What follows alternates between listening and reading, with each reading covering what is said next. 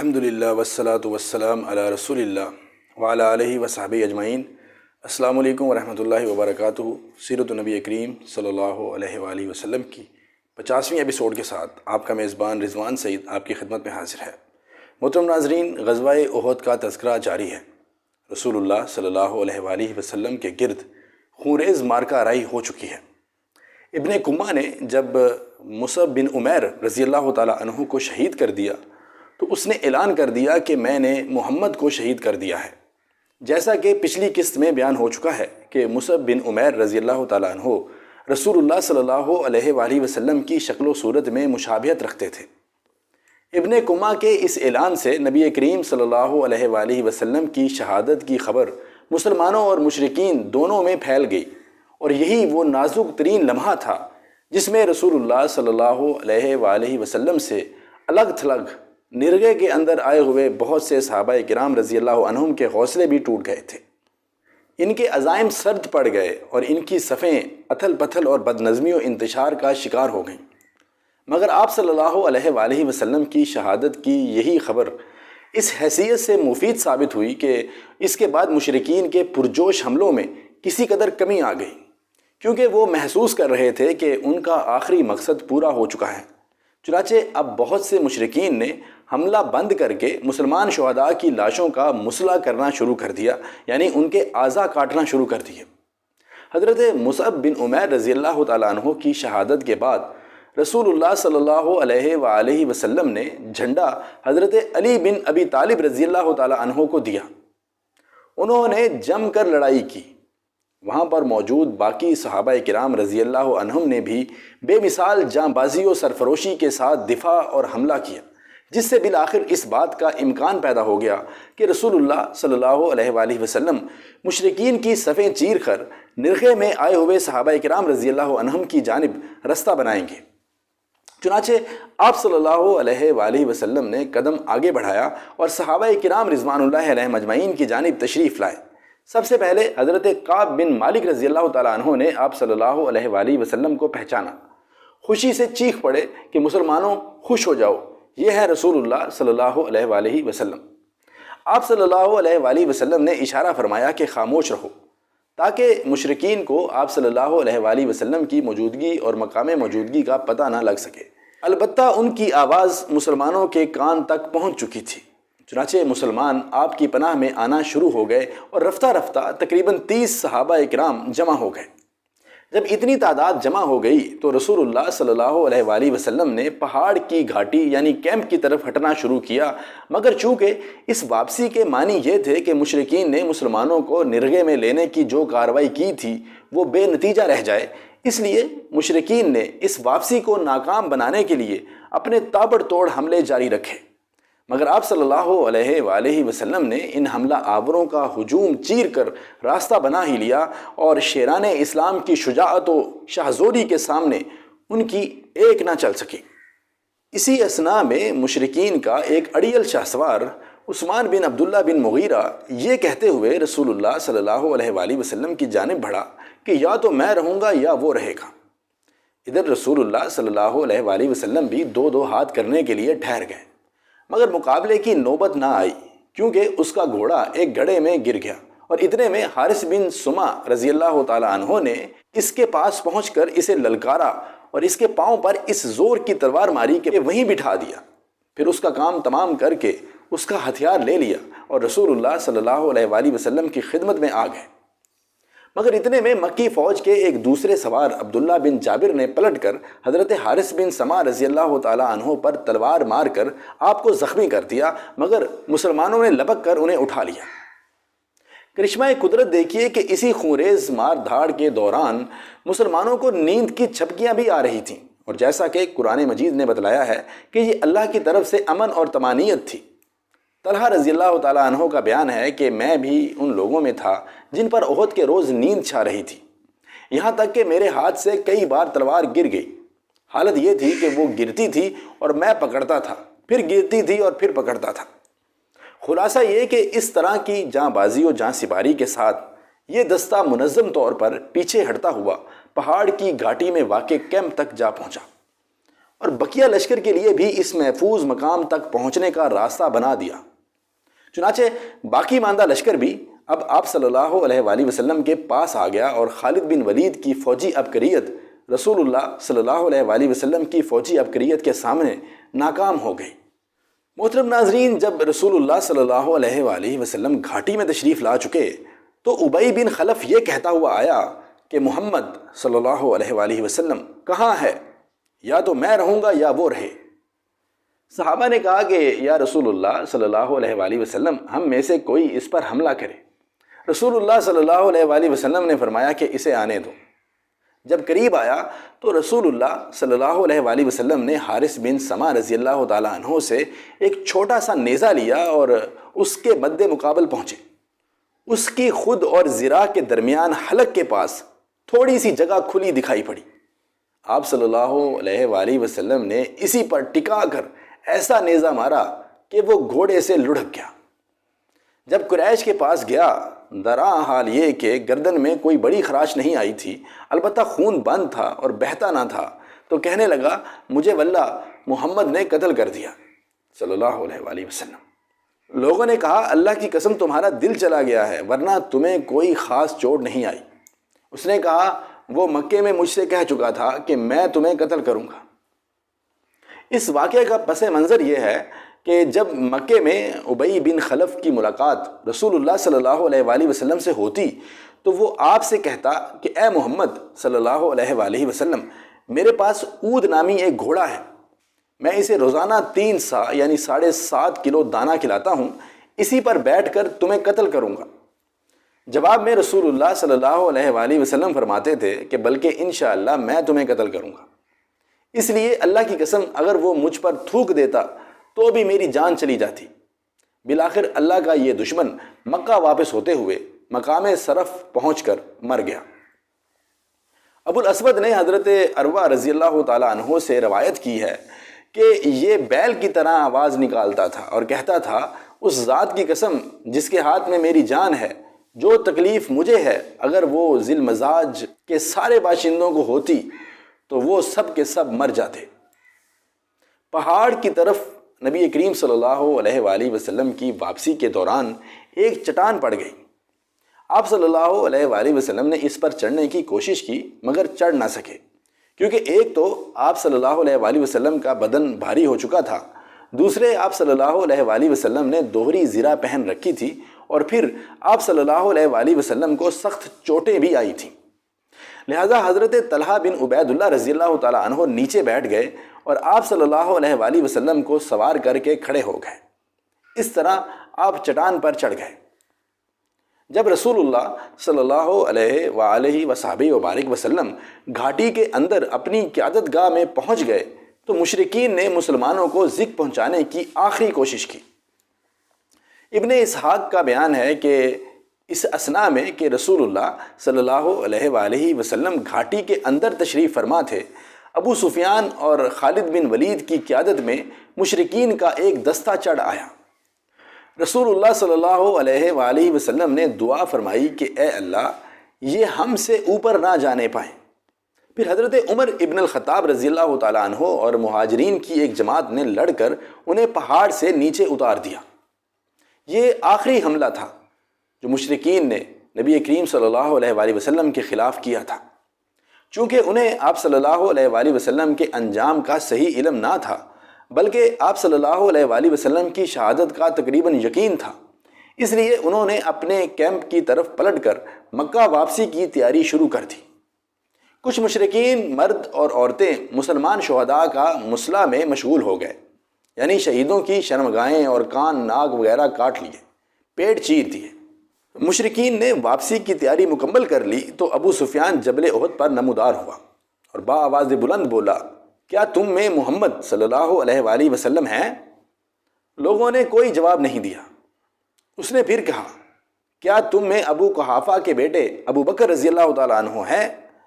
لوگوں نے کوئی جواب نہ دیا۔ اس پر پھر سوال کیا، کیا تم میں عمر بن خطاب ہیں؟ لوگوں نے اب کی مرتبہ بھی جواب نہ دیا، کیونکہ نبی کریم صلی اللہ علیہ وآلہ وسلم نے صحابہ کرام رضی اللہ عنہم کو اس کا جواب دینے سے منع فرما دیا تھا۔ ابو سفیان نے ان تین کے سوا کسی اور کے بارے میں نہ پوچھا، کیونکہ اسے اور اس کی قوم کو معلوم تھا کہ اسلام کا قیام انہی تینوں کے ذریعے ہے۔ بہرحال جب کوئی جواب نہ ملا تو اس نے کہا چلو ان تینوں سے تو فرصت ہوئی۔ یہ سن کر حضرت عمر رضی اللہ تعالیٰ عنہ بے قابو ہو گئے اور بولے، او اللہ کے دشمن، جن کا تو نے نام لیا ہے وہ سب زندہ ہیں، اور ابھی اللہ نے تیری رسوائی کا سامان باقی رکھا ہے۔ اس کے بعد ابو سفیان نے کہا کہ تمہارے مقتولین کا مسئلہ ہوا ہے، لیکن میں نے نہ اس کا حکم دیا تھا اور نہ اس کا برا ہی منایا ہے۔ پھر نعرہ لگایا، اولو حبل، حبل بلند ہو۔ نبی کریم صلی اللہ علیہ وآلہ وسلم نے صحابہ اکرام کو فرمایا کہ تم جواب دو، اللہ اعلیٰ و اجل، اللہ اعلیٰ و برتر ہے۔ پھر ابو سفیان نے نعرہ لگایا، لنا عزا ولا عزا لکم، ہمارے لیے عزا ہے اور تمہارے لیے عزا نہیں۔ نبی کریم صلی اللہ علیہ وآلہ وسلم نے پھر صحابہ کو فرمایا کہ تم جواب دو، اللہ مولانا ولا مولا لکم، اللہ ہمارا مولا ہے اور تمہارا کوئی مولا نہیں۔ اس کے بعد ابو سفیان نے کہا کہ کتنا اچھا کارنامہ رہا، آج کا دن جنگ بدر کے دن کا بدلہ ہے، اور لڑائی ڈول ہے، یعنی کبھی ایک فریق غالب آتا ہے اور کبھی دوسرا، جیسے ڈول کبھی کوئی کھینچتا ہے کبھی کوئی۔ حضرت عمر رضی اللہ تعالیٰ عنہ نے جواب میں کہا کہ برابر نہیں، ہمارے مقتولین جنت میں ہیں اور تمہارے مقتولین جہنم میں۔ اس کے بعد ابو سفیان نے کہا کہ عمر میرے قریب آؤ۔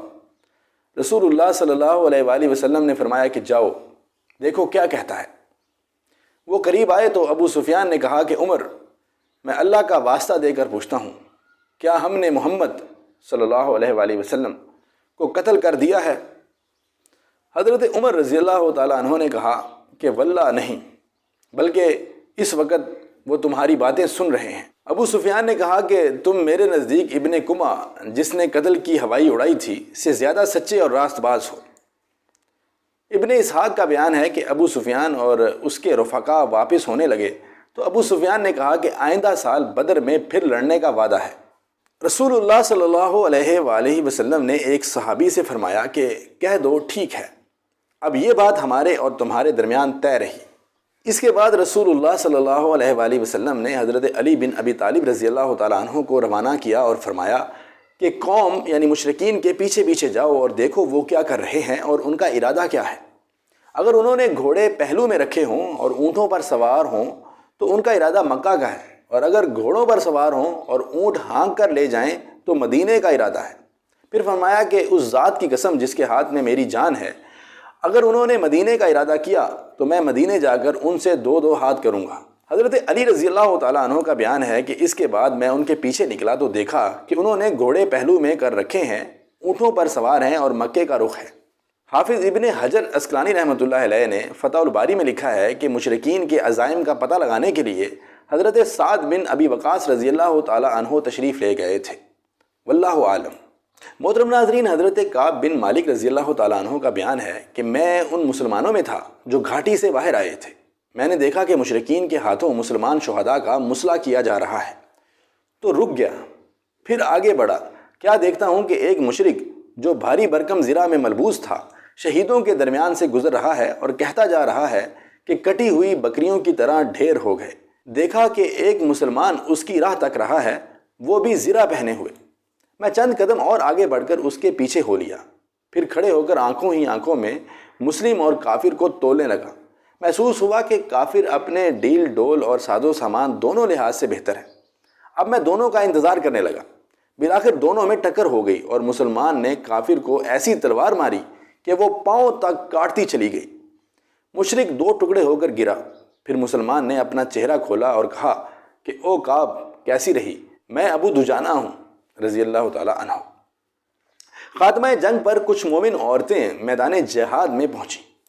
چنانچہ حضرت انس رضی اللہ تعالیٰ عنہ کا بیان ہے کہ میں نے حضرت عائشہ بنت ابی بکر رضی اللہ تعالیٰ عنہ اور سلیم رضی اللہ تعالیٰ عنہ کو دیکھا کہ پیٹھ پر مشک لاد لاد کر لا رہی تھیں اور قوم کے منہ میں انڈھیل رہی تھیں۔ حضرت عمر رضی اللہ تعالیٰ عنہ کا بیان ہے کہ احد کے روز حضرت سلیت رضی اللہ تعالیٰ عنہ ہمارے لیے مشک بھر بھر کر لا رہی تھیں۔ حضرت سہل رضی اللہ تعالیٰ عنہ فرماتے ہیں کہ مجھے معلوم ہے کہ رسول اللہ صلی اللہ علیہ وآلہ وسلم کا زخم کس نے دھویا؟ پانی کس نے بہایا اور علاج کس چیز سے کیا گیا؟ آپ صلی اللہ علیہ وآلہ وسلم کی لخت جگر حضرت فاطمہ رضی اللہ تعالی عنہا آپ صلی اللہ علیہ وآلہ وسلم کا زخم دھو رہی تھیں اور حضرت علی ابن طالب رضی اللہ تعالی عنہ ڈھال سے پانی بہا رہے تھے۔ جب حضرت فاطمہ رضی اللہ تعالی عنہا نے دیکھا کہ پانی کے سبب خون بڑھتا ہی جا رہا ہے تو چٹائی کا ایک ٹکڑا لیا اور اسے جلا کر چپکا دیا، جس سے خون رک گیا۔ محمد بن مسلمہ رضی اللہ تعالی عنہ شیریں اور خوش ذائقہ پانی لائے، نبی صلی اللہ علیہ وآلہ وسلم نے نوش فرمایا اور دعائے خیر دی۔ زخم کے اثر سے نبی کریم صلی اللہ علیہ وآلہ وسلم نے ظہر کی نماز بیٹھے بیٹھے پڑھی اور صحابہ کرام رضی اللہ عنہم نے بھی آپ صلی اللہ علیہ وآلہ وسلم کے پیچھے بیٹھ کر ہی نماز ادا کی۔ قریش کی واپسی کے بعد مسلمان اپنے شہیدوں اور زخمیوں کی کھوج خبر لینے کے لیے فارغ ہو گئے۔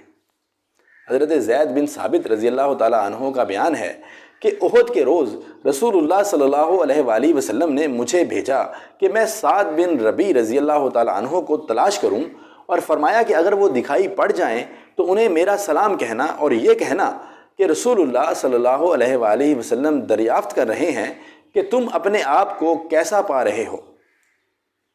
حضرت زید رضی اللہ تعالی عنہ کہتے ہیں کہ میں مقتولین کے درمیان چکر لگاتے ہوئے ان کے پاس پہنچا تو ان کی آخری سانس آ جا رہی تھی۔ انہیں نیزے، تلوار اور تیر کے 70 سے زیادہ زخم آئے تھے۔ میں نے کہا، اے سعد، اللہ کے رسول صلی اللہ علیہ وآلہ وسلم آپ کو سلام کہتے ہیں اور دریافت فرما رہے ہیں کہ مجھے بتاؤ اپنے آپ کو کیسا پا رہے ہو؟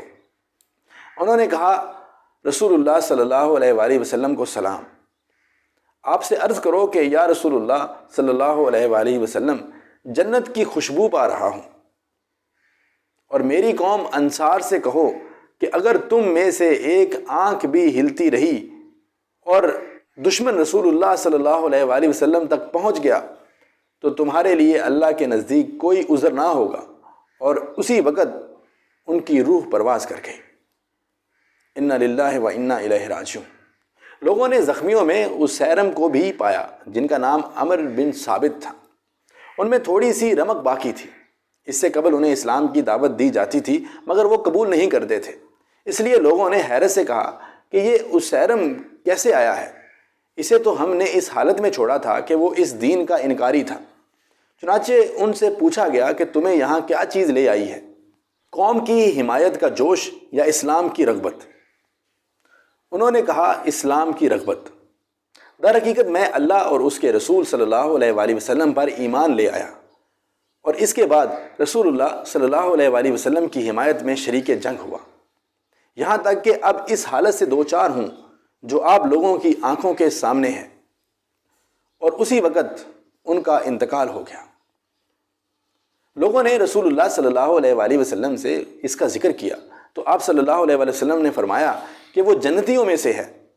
حضرت ابو ہریرہ رضی اللہ تعالیٰ عنہ کہتے ہیں کہ حالانکہ اس نے اللہ کے لیے ایک وقت کی بھی نماز نہیں پڑھی تھی، کیونکہ اسلام لانے کے بعد ابھی کسی نماز کا وقت آیا ہی نہیں تھا کہ شہید ہو گئے۔ ان ہی زخمیوں میں کزمان بھی بلا، اس نے جنگ میں خوب داد شجاعت دی تھی اور تنہا 7 یا 8 مشرکین کو تحت کیا تھا۔ وہ جب ملا تو زخموں سے چور تھا۔ لوگ اسے اٹھا کر بنو ظفر کے محلے میں لے گئے اور مسلمانوں نے خوشخبری سنائی۔ کہنے لگا، واللہ میری جنگ تو محض اپنی قوم کے ناموس کے لیے تھی، اور اگر یہ بات نہ ہوتی تو میں لڑائی ہی نہ کرتا۔ اس کے بعد جب اس کے زخموں نے شدت اختیار کی تو اس نے اپنے آپ کو ذبح کر کے خودکشی کر لی۔ ادھر رسول اللہ صلی اللہ علیہ وآلہ وسلم سے اس کا جب بھی ذکر کیا جاتا تھا تو فرماتے تھے کہ وہ جہنمی ہے، اور اس واقعے نے آپ صلی اللہ علیہ وآلہ وسلم کی پیشین گوئی پر مہر تصدیق ثبت کر تھی۔ حقیقت یہ ہے کہ اعلاء کلمات اللہ کی بجائے وطنیت یا کسی بھی دوسری راہ میں لڑنے والوں کا انجام یہی ہے، چاہے وہ اسلام کے جھنڈے تلے بلکہ رسول اللہ صلی اللہ علیہ وآلہ وسلم اور صحابہ کرام کے لشکر ہی میں شریک ہو کر کیوں نہ لڑے ہوں۔ اس کے بالکل برعکس مقتولین میں بنو ثعلبہ کا ایک یہودی تھا۔ اس نے اس وقت جب کہ جنگ کے بادل منڈلا رہے تھے اپنی قوم سے کہا کہ اے جماعت یہود، اللہ کی قسم تم جانتے ہو کہ محمد صلی اللہ علیہ وآلہ وسلم کی مدد تم پر فرض ہے، کیونکہ یہ معاہدہ کر چکے تھے۔ یہود نے کہا کہ مگر آج سبت یعنی ہفتے کا دن ہے۔ اس نے کہا کہ تمہارے لیے کوئی سبت نہیں۔ پھر اس نے اپنی تلوار لی، ساز و سامان اٹھایا اور بولا اگر میں مارا جاؤں تو میرا مال محمد صلی اللہ علیہ وآلہ وسلم کے لیے ہے اور اس میں جو چاہیں گے کریں گے۔ اس کے بعد میدان جنگ میں گیا اور لڑتے بھڑتے مارا گیا۔ رسول اللہ صلی اللہ علیہ وآلہ وسلم نے فرمایا کہ مخریق بہترین یہودی تھا۔ اس موقع پر رسول اللہ صلی اللہ علیہ وآلہ وسلم نے خود بھی شہداء کا معائنہ فرمایا اور فرمایا کہ میں ان لوگوں کے حق میں گواہ رہوں گا۔ حقیقت یہ ہے کہ جو شخص اللہ کی راہ میں زخمی کیا جاتا ہے اسے اللہ قیامت کے روز اس حالت میں اٹھائے گا کہ اس کے زخم سے خون بہہ رہا ہوگا۔ رنگ تو خون ہی کا ہوگا لیکن خوشبو مشک کی خوشبو ہوگی۔ کچھ صحابہ نے اپنے شہداء کو مدینہ منتقل کر لیا تھا۔ آپ صلی اللہ علیہ وآلہ وسلم نے انہیں حکم دیا کہ اپنے شہیدوں کو واپس لا کر ان کی شہادت گاہوں میں دفن کریں۔ نیز شہداء کے ہتھیار اور پوستین کے لباس اتار لیے جائیں، پھر انہیں غسل دیے بغیر جس حالت میں ہوں اسی حالت میں دفن کر دیا جائے۔ آپ صلی اللہ علیہ وآلہ وسلم دو تین شہیدوں کو ایک ہی قبر میں دفن فرما رہے تھے اور دو آدمیوں کو ایک ہی کپڑے میں اکٹھا لپیٹ دیتے تھے اور دریافت فرماتے تھے کہ ان میں سے کس کو قرآن زیادہ یاد ہے۔ لوگ جس کی طرف اشارہ کرتے اسے لحد میں آگے کرتے اور فرماتے کہ میں قیامت کے روز ان لوگوں کے بارے میں گواہی دوں گا۔ عبداللہ بن عمر بن حرام رضی اللہ تعالیٰ عنہ اور عمر بن جموح رضی اللہ تعالیٰ عنہ ایک ہی قبر میں دفن کیے گئے کیونکہ ان دونوں میں دوستی تھی۔ حضرت حنظلہ رضی اللہ تعالیٰ عنہ کی لاش غائب تھی۔ تلاش کے بعد ایک جگہ اس حالت میں ملی کہ اس سے پانی ٹپک رہا تھا۔ رسول اللہ صلی اللہ علیہ وآلہ وسلم نے صحابہ کرام رضی اللہ عنہم کو بتلایا کہ فرشتے انہیں غسل دے رہے ہیں۔ پھر فرمایا کہ ان کی بیوی سے پوچھو کہ کیا معاملہ ہے۔ ان کی بیوی سے دریافت کیا گیا تو انہوں نے واقعہ بتلایا۔ یہیں سے حضرت حنظلہ رضی اللہ تعالیٰ عنہ کا نام غسیل الملائکہ یعنی فرشتوں کے غسل دیے ہوئے پڑ گیا۔ رسول اللہ صلی اللہ علیہ وآلہ وسلم نے اپنے چچا حضرت حمزہ رضی اللہ تعالیٰ عنہ کا حال دیکھا تو سخت غمگین ہوئے۔ آپ کی پھوپھی حضرت صفیہ رضی اللہ تعالیٰ عنہ تشریف لائیں۔ وہ بھی اپنے بھائی حضرت حمزہ رضی اللہ تعالیٰ عنہ کو دیکھنا چاہتی تھی، لیکن رسول اللہ صلی اللہ علیہ وآلہ وسلم نے ان کے صاحبزادے حضرت زبیر رضی اللہ تعالیٰ عنہ سے کہا کہ انہیں واپس لے جائیں، وہ اپنے بھائی کا حال دیکھ نہ لیں۔ مگر حضرت صفیہ رضی اللہ تعالیٰ عنہ نے کہا کہ آخر ایسا کیوں؟ مجھے معلوم ہو چکا ہے کہ میرے بھائی کا مصلح کیا گیا ہے، لیکن یہ اللہ کی راہ میں ہے، اس لیے جو کچھ ہوا ہم اس پر پوری طرح راضی ہیں۔ میں ثواب سمجھتے ہوئے انشاءاللہ ضرور صبر کروں گی۔ اس کے بعد وہ حضرت حمزہ رضی اللہ تعالیٰ عنہ کے پاس آئیں، انہیں دیکھا، ان کے لیے دعا کی، انا للہ پڑھی اور اللہ سے مغفرت مانگی۔ پھر رسول اللہ صلی اللہ علیہ وآلہ وسلم نے حکم دیا کہ انہیں حضرت عبداللہ بن جحش رضی اللہ تعالیٰ عنہ کے ساتھ دفن کر دیا جائے۔ وہ حضرت حمزہ رضی اللہ تعالیٰ عنہ کے بھانجے تھے۔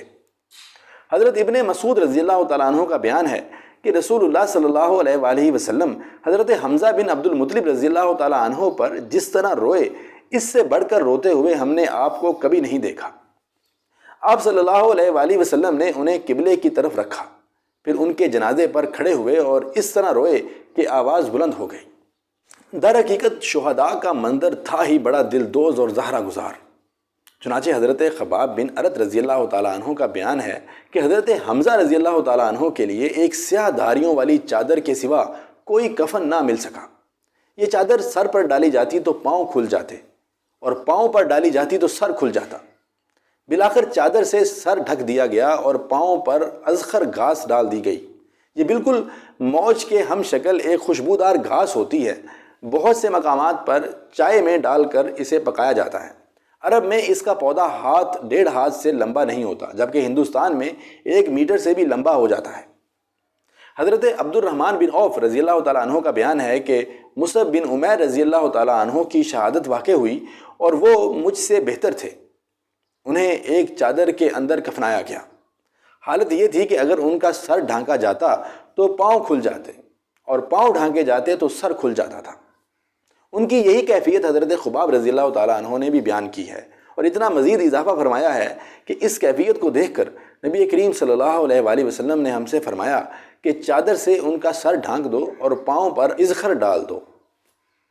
امام احمد کی روایت ہے کہ احد کے روز جب مشرکین واپس چلے گئے تو رسول اللہ صلی اللہ علیہ وآلہ وسلم نے صحابہ کرام رضی اللہ عنہم سے فرمایا کہ برابر ہو جاؤ، ذرا میں اپنے رب عز و جل کی ثنا کروں۔ اس حکم پر صحابہ کرام رضی اللہ عنہم نے آپ صلی اللہ علیہ وآلہ وسلم کے پیچھے صفیں باندھ لیں اور آپ صلی اللہ علیہ وآلہ وسلم نے یوں فرمایا کہ اے اللہ، تیرے ہی لیے ساری حمد ہے۔ اے اللہ، جس چیز کو تو کشادہ کر دے اسے کوئی تنگ نہیں کر سکتا، اور جس چیز کو تو تنگ کر دے اسے کوئی کشادہ نہیں کر سکتا۔ جس شخص کو تو گمراہ کر دے اسے کوئی ہدایت نہیں دے سکتا، اور جس شخص کو تو ہدایت دے دے اسے کوئی گمراہ نہیں کر سکتا۔ جس چیز کو تو روک دے اسے کوئی دے نہیں سکتا، اور جو چیز تو دے دے اسے کوئی روک نہیں سکتا۔ جس چیز کو تو دور کر دے اسے کوئی قریب نہیں کر سکتا، اور جس چیز کو تو قریب کر دے اسے کوئی دور نہیں کر سکتا۔ اے اللہ، ہمارے اوپر اپنی برکتیں، رحمتیں اور فضل و رزق پھیلا دے۔ اے اللہ، میں تجھ سے برقرار رہنے والی نعمت کا سوال کرتا ہوں جو نہ ٹلے اور نہ ختم ہو۔ اے اللہ، میں تجھ سے فقر کے دن مدد کا اور خوف کے دن امن کا سوال کرتا ہوں۔ اے اللہ، جو کچھ تو نے ہمیں دیا ہے اس کے شر سے، اور جو کچھ نہیں دیا ہے اس کے بھی شر سے تیری پناہ چاہتا ہوں۔ اے اللہ، ہمارے نزدیک ایمان کو محبوب کر دے اور اسے ہمارے دلوں میں خوشنما بنا دے، اور کفر، فسق اور نافرمانی کو ناگوار بنا دے اور ہمیں ہدایت یافتہ لوگوں میں کر دے۔ اے اللہ، ہمیں مسلمان رکھتے ہوئے وفات دے اور مسلمان ہی رکھتے ہوئے زندہ رکھ، اور رسوائی اور فتنے سے دو چار کیے بغیر صالحین میں شامل فرما۔ اے اللہ، تو ان کافروں کو مار اور ان پر سختی اور عذاب کر جو تیرے پیغمبروں کو جھٹلاتے اور تیری راہ سے روکتے ہیں۔ اے اللہ، ان کافروں کو بھی مار جنہیں کتاب دی گئی، یا الہ الحق۔ محترم ناظرین، شہداء کی تدفین اور اللہ عز و جل کی ثنا و دعا سے فارغ ہو کر رسول اللہ صلی اللہ علیہ وآلہ وسلم نے مدینہ منورہ کا رخ فرمایا۔ جس طرح دوران کارزار اہل ایمان صحابہ سے محبت و جاں سپاری کے نادر واقعات کا ظہور ہوا تھا، اسی طرح اثناء راہ میں اہل ایمان صحابیات سے صدق و جان سپاری کے عجیب عجیب واقعات ظہور میں آئے۔ چنانچہ راستے میں حضور صلی اللہ علیہ وآلہ وسلم کی ملاقات حضرت حمنہ بنت جحش رضی اللہ تعالی عنہا سے ہوئی۔ انہیں ان کے بھائی عبداللہ بن جحش رضی اللہ تعالی عنہ کی شہادت کی خبر دی گئی۔ انہوں نے انا للہ پڑھی اور دعائے مغفرت کی۔ پھر ان کے ماموں حضرت حمزہ بن عبد المطلب رضی اللہ تعالی عنہ کی شہادت کی خبر دی گئی۔ انہوں نے پھر انا للہ پڑھی اور دعائے مغفرت کی۔ اس کے بعد ان کے شوہر حضرت مصعب بن عمیر رضی اللہ تعالی عنہ کی شہادت کی خبر دی گئی تو تڑپ کر چیخ اٹھی۔ رسول اللہ صلی اللہ علیہ وآلہ وسلم نے فرمایا کہ عورت کا شوہر اس کے یہاں ایک خصوصی درجہ رکھتا ہے۔ اسی طرح آپ کا گزر بنو دینار کی ایک خاتون کے پاس سے ہوا جس کے شوہر، بھائی اور والد تینوں خلعت شہادت سے سرفراز ہو چکے تھے۔ جب انہیں ان لوگوں کی شہادت کی خبر دی گئی تو کہنے لگیں کہ رسول اللہ صلی اللہ علیہ وآلہ وسلم کا کیا ہوا؟ لوگوں نے کہا کہ فلاں حضور صلی اللہ علیہ وآلہ وسلم بخیریت ہیں اور بحمدللہ جیسا تم چاہتی ویسے ہی ہیں۔ خاتون نے کہا کہ ذرا مجھے دکھلا دو، میں بھی آپ صلی اللہ علیہ وآلہ وسلم کا وجود مبارک دیکھ لوں۔ لوگوں نے انہیں اشارے سے بتلایا۔ جب ان کی نظر آپ صلی اللہ علیہ وآلہ وسلم پر پڑی تو بے ساختہ پکار اٹھی کہ آپ کے بعد ہر مصیبت ہیچ ہے۔ اثناء راہ میں حضرت سعد بن معاذ رضی اللہ تعالیٰ عنہ کی والدہ آپ کے پاس دوڑتی ہوئی آئیں۔ اس وقت حضرت سعد بن معاذ رضی اللہ تعالیٰ عنہ رسول اللہ صلی اللہ علیہ وآلہ وسلم کے گھوڑے کی لگام تھامے ہوئے تھے۔ کہنے لگے، یا رسول اللہ صلی اللہ علیہ وآلہ وسلم، میری والدہ ہیں۔ آپ صلی اللہ علیہ وآلہ وسلم ان کے استقبال کے لیے رک گئے۔ جب وہ قریب آ گئیں تو آپ صلی اللہ علیہ وآلہ وسلم نے ان کے صاحبزادے عمر بن معاذ رضی اللہ تعالیٰ عنہ کی شہادت پر کلمات تعزیت کہتے ہوئے انہیں تسلی دی اور صبر کی تلقین فرمائی۔ کہنے لگیں، جب میں نے آپ صلی اللہ علیہ وآلہ وسلم کو باسلامت دیکھ لیا تو میرے لیے ہر مصیبت ہیچ ہے۔ پھر رسول اللہ صلی اللہ علیہ وآلہ وسلم نے شہدائے احد کے لیے دعا فرمائی اور فرمایا کہ اے سعد، تم خوش ہو جاؤ اور شہداء کے گھر والوں کو خوشخبری سنا دو کہ ان کے شہداء سب کے سب ایک ساتھ جنت میں داخل ہو گئے، اور اپنے گھر والوں کے بارے میں ان سب کی شفاعت قبول کر لی گئی ہے۔ کہنے لگیں اے اللہ کے رسول صلی اللہ علیہ وآلہ وسلم، ان کے پسماندگان کے لیے بھی دعا فرما دیجیے۔ آپ صلی اللہ علیہ وآلہ وسلم نے فرمایا کہ اے اللہ، ان کے دلوں کا غم دور کر، ان کی مصیبت کا بدل عطا فرما، اور باقی ماندگان کی بہترین دیکھ بھال فرما۔